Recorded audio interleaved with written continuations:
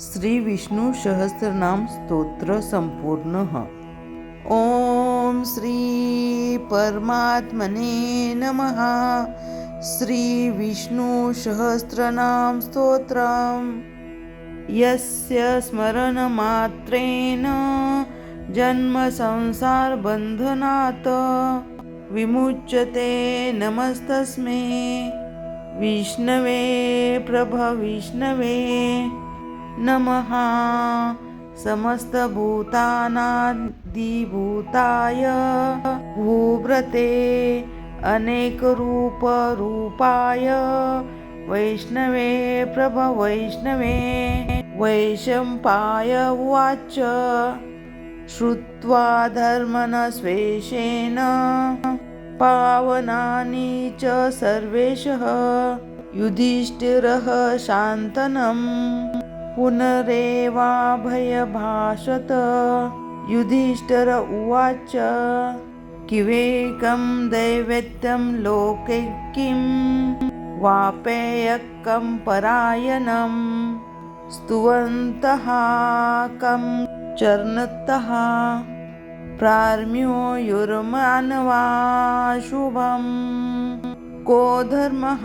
सर्वधर्माणां भवन्तः परमो मतः किं जपन् मुच्यते जन्तुर्जन्म संसारबन्धनात्। भीष्म उवाच जगत्प्रभुं देवदेवमतं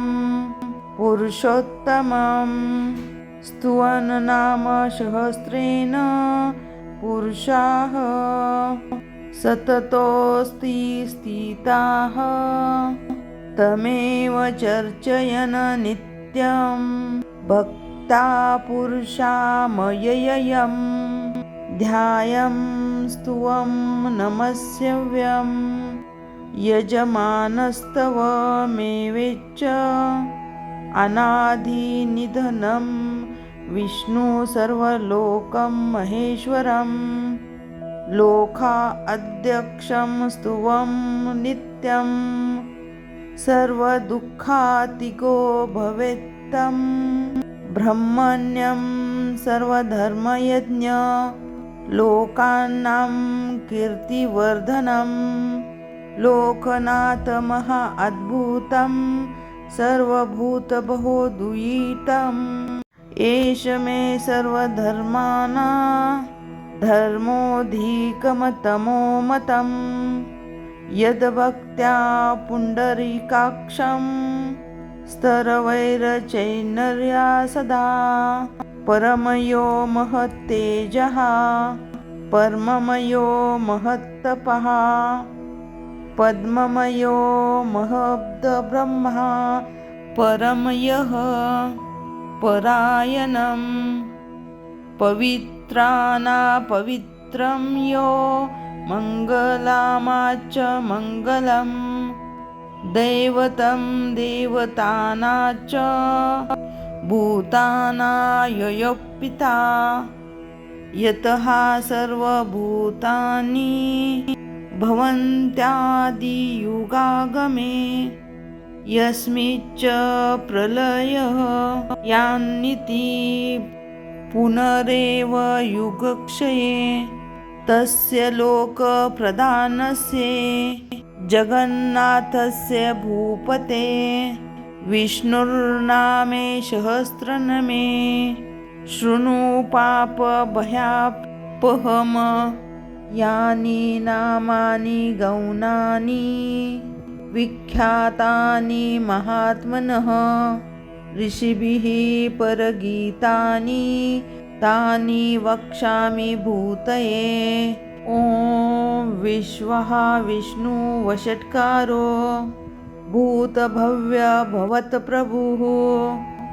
भूतकृत भूतभवभावो भूतात्मा भूतभावनः भूतात्मा परमात्मा च उक्ताना परमागतिः अव्ययः पुरुषः साक्षी क्षेत्र यज्ञे अक्षर यवचः योगो योग विधाता नेता प्रधान पुरुषेश्वरः नरसिंहवापु श्रीमान केशवः पुरुषोत्तमः सर्वः शिवस्थानुर्भूतार्निधिर्व्यव्यः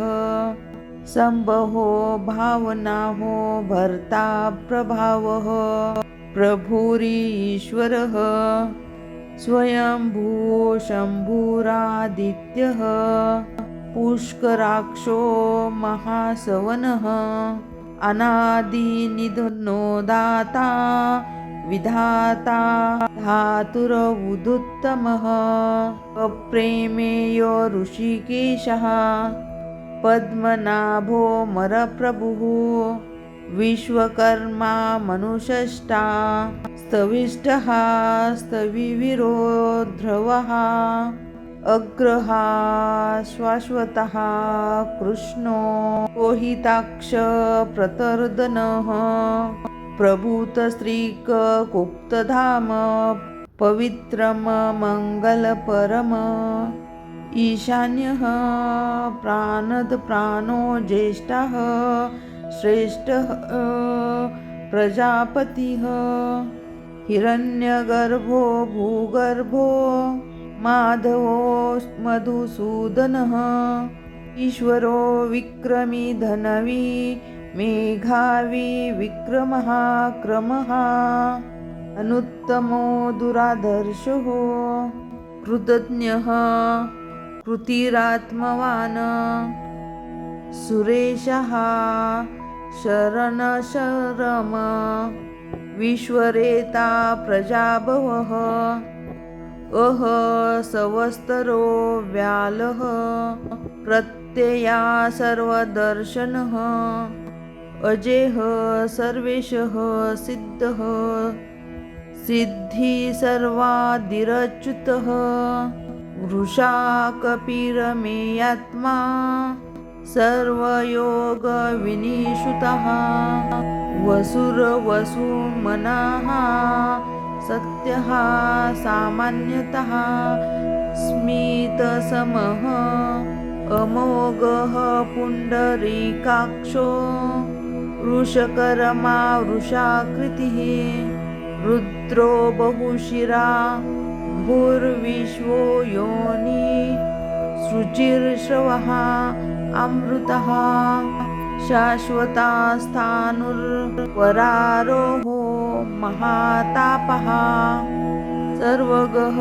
सर्वविद्भानुर्विश्वकक्षेनो जनार्दनः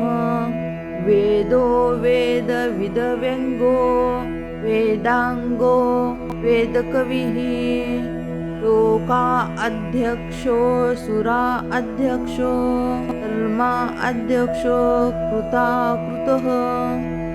चतुर आत्मा चतुर्विवः चतुर्द्रष्ट चतुर्भुजः भार्जिर्नो भोजनः भक्तो सहिष्णुर जगदादिजः अनघो विजयो ज्योतः विश्वयोनि पुनर्वसु उपेन्द्रो वामनः प्रार्शुरमेघः सुचिरुर्जितः अतीन्द्रः संग्रह संगो भृतात्मा नियमो यमः वेद्यो वेद्य सदा योगी विरहा माधवो मधुहा अतीन्द्रियो महामायो महो उत्साहो महोबलः महाबुद्धि महावीर्यो महाशक्तिर्महायित्य अनिर्वेश्यः वपु श्रीमान् मे आत्मा महाद्रिक महेश्वासो महीभूता श्रीनिवासः सतां गतिः अनिरुद्धः सुरानन्दो गोविन्दो गोविन्दापतिः तिमिराचिरदमनो हंसा सुपर्णो भुजगोत्तमः हिरण्यनाभः सुतपः पद्मनाभा प्रजापतिः अमृतः सर्वदृक्सिंह सन्धासानिन्द्यमस्थिरम् अजो दुर्मशरमशास्तः श्रुत आत्मा सुरारिः गुरुर्गुरुत्तमो धाम सत्यः सत्यपराक्रमः निमिषो निमिषशस्त्रवी वाचस्पतिरुधाधिरिः अग्रणीर्ग्रामिणी श्रीमान् न्यायो नेता समीरणः सहस्रमूर्धा विश्वात्मा साक्षः सहस्रपात् अनर्तनो निर्तात्मा अमृतः प्रमर्दनः समर्तको रनिहलो धरणीधरः सुप्रसाद प्रसन्न आत्मा विश्वभृङ्गः सत्कर्ता सत्कृतः साधुर्जन्मो नारायणो नरः संज्ञेय प्रयो आत्मा इष्टः चिष्टकृच्यचिः सिद्धार्थः सिद्धसंकल्पः सिद्धिदः सिद्धसाधनः रसाहि वर्षभो विष्णुविकपर्वा विश्वोदर वर्धनो वर्धमानेश्वर विविक्तः श्रुतिसागरः सुबीजो दुरधरो आगमी हेद्रो महद्दो वासुः नेकरूपो बृहद्रूपः इष्टिविशिष्टप्रकाशनः ओजो तेजस्युदिधरः प्रकाश आत्मा प्रतापनः वृद्धपष्टो अक्षरो मन्त्रस्य चन्द्रभास्करयुति अमृतः शुद्धो भानुः शशबिन्दुसुरेश्वरः औषधं जगतः सेतु सत्यधर्मपराक्रमः भूतभव्यभवन्नाथ पावनः पावनो नलः कामः कामकृत्कान्ता कामः कामप्रभत्प्रभुः युगादिकृतयुगाव्रतो नेकमायो महाशनः अदृश्यो व्यक्तरूपेश्वर सहस्रजिदनन्तजितः इष्टो विशिष्टशिष्टोष्ट शिखण्डी नहुक्षो वर्षः क्रोधः क्रोधकर्तः विश्वबाहुर्महिर्दः अच्युतः प्रतीर्थप्राणप्राणोदो वासवानुजः अपां निधिरधिरनिष्ठामानप्रणात्मद तिष्ठितः स्कन्दः स्कन्दधरो धैर्यो वर्धो वायुवहन वासुदेवो बृहन्नुराधिदेवो वन्दरः अशोकस्तारनस्तारः शूरः चौरिर्जनेश्वरः अनुकूलः शतावृत्तः पद्मिनीभीषणः पद्मनाभो विन्दाक्षः पद्मगर्भशरीरभूतः हर्विद्धो विद्धात्मा आक्षो गरुडध्वजः तुलो शर्मो भीमः मयोग्य वही हरिः सर्वलक्षणलक्षण्यो लक्ष्मीवान् समितिजय क्षरो रोहितमार्गो हेतुर्दामोदरः शः हीधरो महाभागो वेगवामनमिताशनः उद्धवः शोषणो देवः श्रीगर्भः परमेश्वरः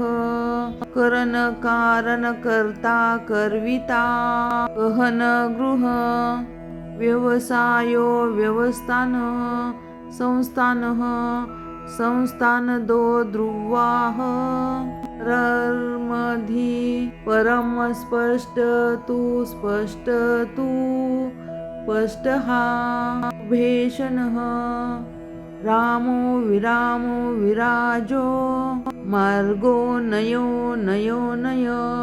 वीरः शक्तिमातम श्रेष्ठो धर्मो धर्म विदुत्तमः वैकुण्ठः पुरुषः प्राणः प्राणद प्रणवभूतो हिरण्यगर्भः शत्रुघ्नो व्यापतो वायुर्योध्वज ऋतुः सुदर्शनः कालपरं षष्ठी परिग्रह उग्रः सवन्तरसरो दक्षो विश्रामो विश्वदक्षिणः विस्तारः स्थावरस्थाणु प्रणाम बीजम्य व्ययम् अर्थोऽनर्थो महाकेशो महाभोगो महाधनः अनिर्विण्णस्तनविष्टो भूधर्मयूपो महामुखं नक्षत्रनेमिर्नक्षत्रीक्षमः श्यामः समिहनः यज्ञयजो महेयजश्वर क्रतुः सत्रं सदा गतिः सर्वदक्षी विमुक्तमक्तामा सर्वज्ञो ज्ञानमुक्तमम् सुव्रतः सुमुखः सूक्ष्मः सुक्षोघम सुखदः मनोहर जितक्रोधो वीर बाहुर्विदादरनः श्वापनः स्वक्षो व्यापी एकात्मानेककर्मकृत वत्सरो वत्सलो वत्सी नगर्भो धनेश्वर धर्मगुद धर्मकृत्मि सत्कर्म सक्षरम्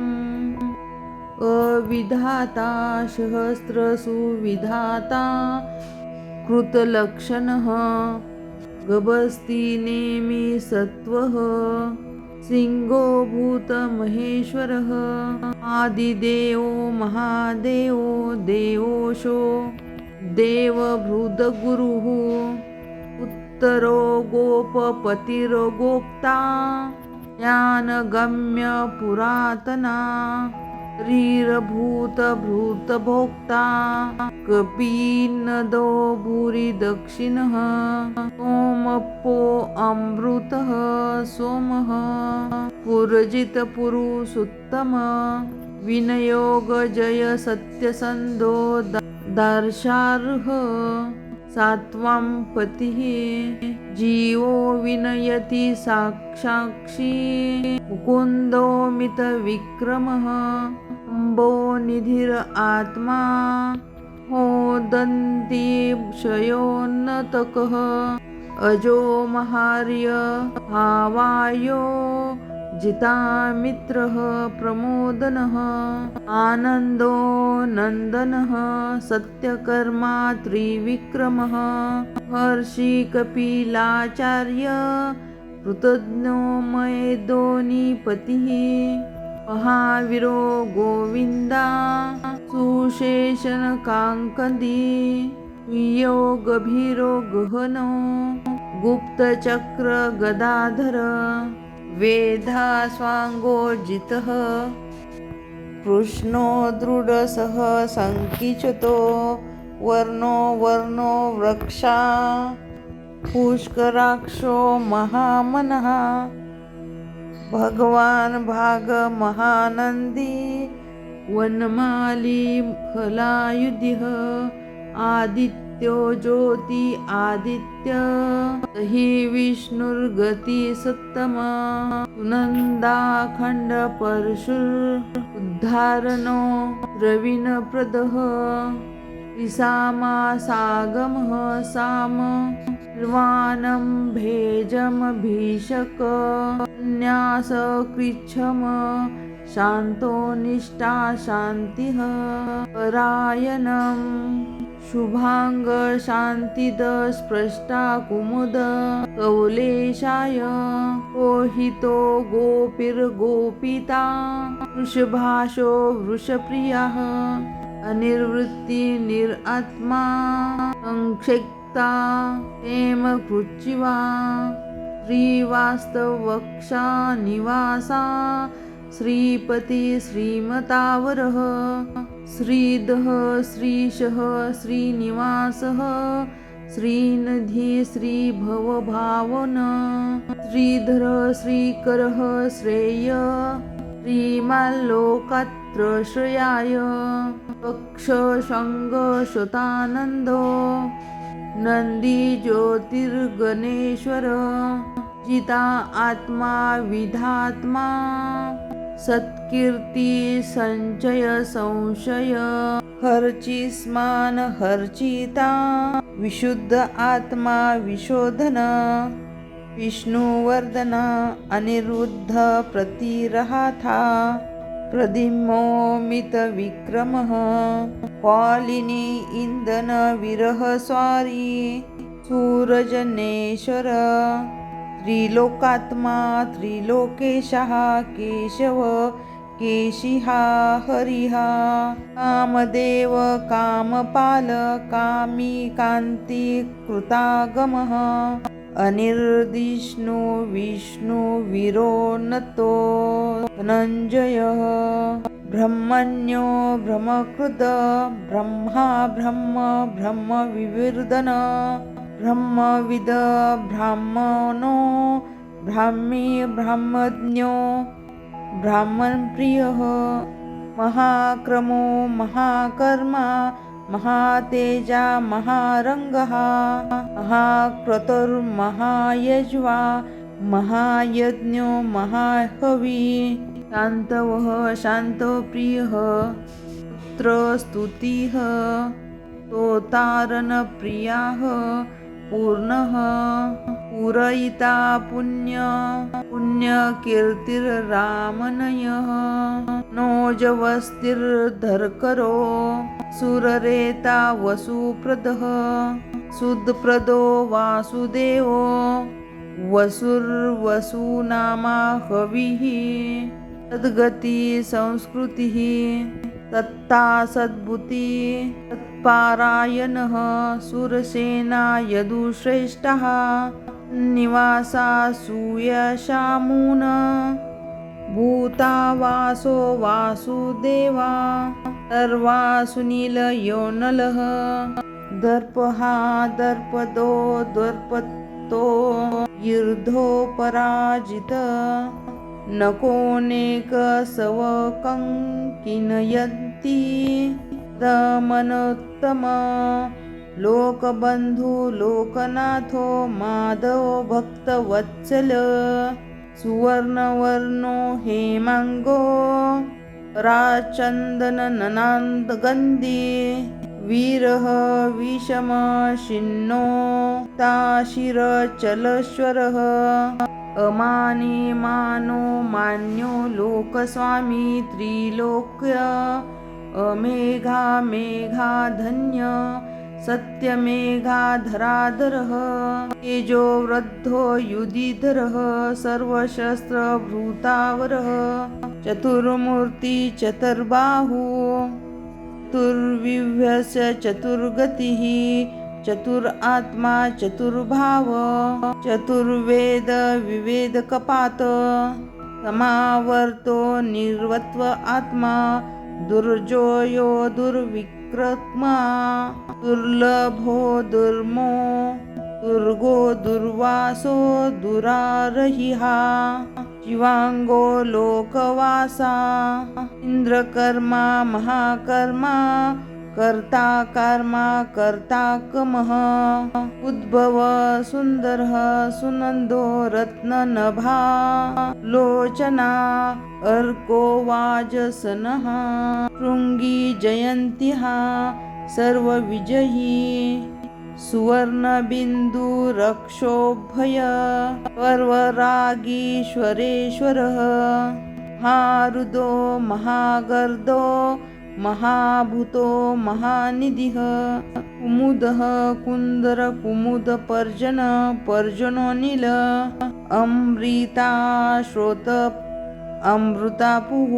सर्वज्ञः सर्वतोमुखः सुलभः सुव्रतासिद्धः शत्रुजीवश्रता पावना सहस्राची सप्तजिः सप्तशेधा सप्तवाहना अमृतः निर्घोण चिरान्तनो भयानक युद्धधारणनाशन